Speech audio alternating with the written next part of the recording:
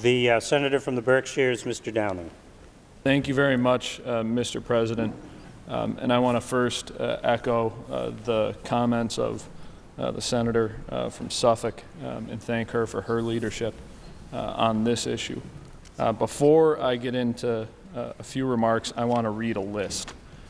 This list is by no means complete, but it bears reading as we go through.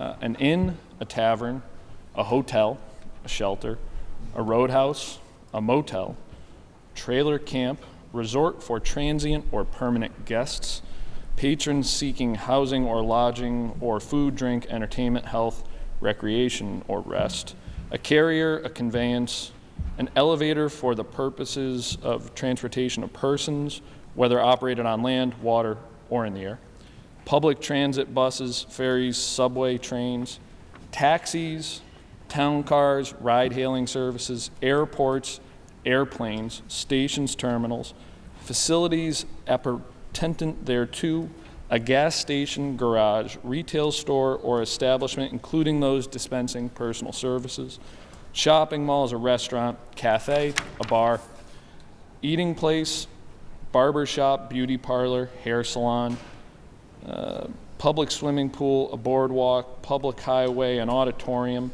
theater, music hall, meeting place or hall, common hall of buildings, place of public amusement, public recreation, sport, exercise, or entertainment, a public library, museums, galleries, planetarium, hospitals, dispensaries, clinics operating for profit, government buildings, and/or offices. That is by no means a complete list of public accommodations which have not largely been mentioned in the debate around the legislation that was before this body in 2011 and the debate around the legislation that is before this body today. I share that list because I think too often the debate on this issue has focused on one or two, which I omitted from that discussion.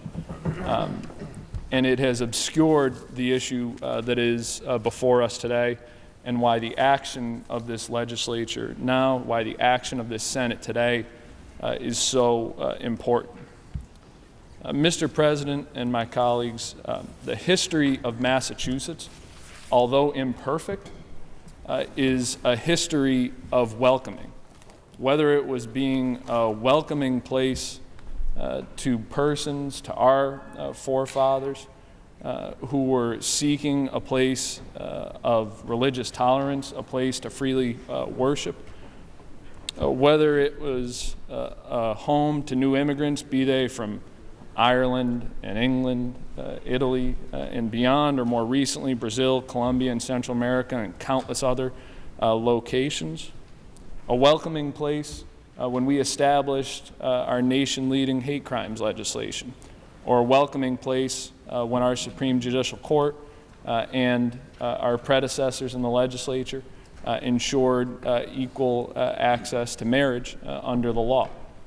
It has not been perfect. There have always been bumps along the way. It has not been unanimous always along the way. But Massachusetts long has a history of being a welcoming community for absolutely everyone.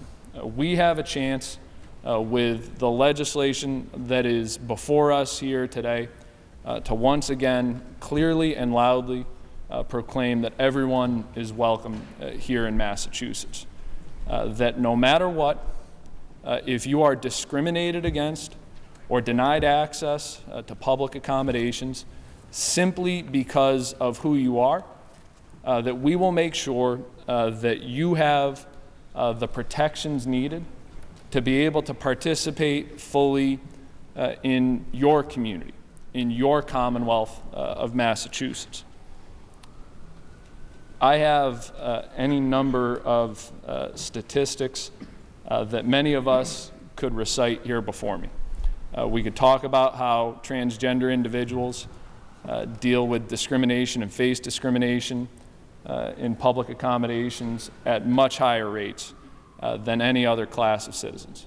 We could talk about the fact that this discrimination leads to transgender individuals having a poverty rate 3 times higher than the poverty rate in other populations in Massachusetts.